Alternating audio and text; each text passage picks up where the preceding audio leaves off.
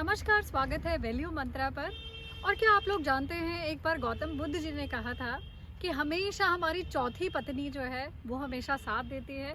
और आज की कहानी हमारी गौतम बुद्ध जी की है कि चौथी पत्नी जो है वो हमेशा साथ देती है। एक आदमी था, उसकी 4 पत्नियां थी। अब जब एक दिन उसकी तबीयत खराब होती है तो उसे लगता है कि मैं मरने वाला हूँ। एक एक करके वो चारों पत्नियों से पूछता है कि क्या तुम मेरे साथ मरने के बाद भी चलोगी। तो पहली पत्नी जो है वो ये कहती है, मैं नहीं जा सकती आपके साथ। दूसरी को जब पूछा जाता है तो दूसरी कहती है कि जब पहली नहीं जा रही तो मैं क्यों जाऊंगी। जब तीसरी पत्नी से पूछा गया तो तीसरी पत्नी ने कहा कि निस्संदेह मैं आपसे बहुत अधिक प्यार करती हूँ और आपके जाने का मुझे बहुत अधिक दुख भी होगा, लेकिन मैं ज़्यादा से ज़्यादा अंतिम संस्कार तक या शमशान घाट तक आपके साथ चलूँगी, इससे आगे मैं नहीं जा सकती।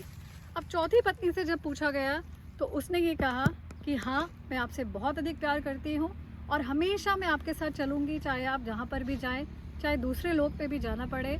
तो जब एक दिन गौतम बुद्ध जी अपनी प्रीचिंग्स दे रहे थे, धर्मोपदेश दे रहे थे, तब उन्होंने इस कहानी का जिक्र किया और ये कहा कि क्या हम जानते हैं कि हर व्यक्ति की 4 पत्नियाँ होती हैं और हर एक औरत के 4 पति होते हैं।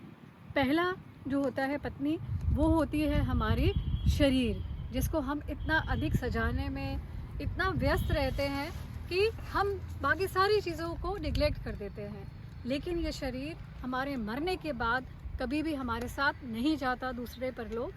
दूसरी पत्नी जो होती है वो होती है कि भौतिक संपदाएं, धन संपत्ति, जिसे हम पूरी ज़िंदगी अर्जित करने में लगे रहते हैं, उसके पीछे भागते रहते हैं, लेकिन वो भी हमारे मरने के बाद कभी हमारे साथ नहीं जाती है।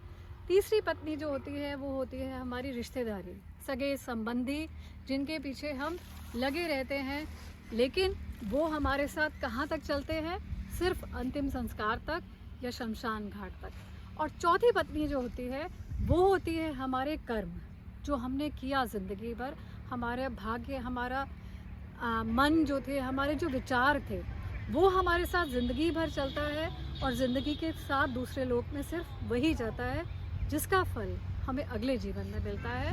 और उसको हम ज़िंदगी भर एक दासी के रूप में मानते हैं। उस पत्नी को हमेशा निगलेक्ट करते हैं, उसकी तरफ ध्यान नहीं देते कि हमें किस प्रकार के कर्म करने चाहिए, जबकि हमारा साथ वहाँ तक, दूसरे परलोक तक वही निभाती है।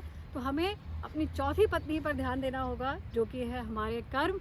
हमेशा अपने अच्छे कर्म करिए ताकि वो आपके साथ आगे तक चल पाए और उसका जो फल है आपको अगले जीवन में मिल पाए। Thank you and stay connected.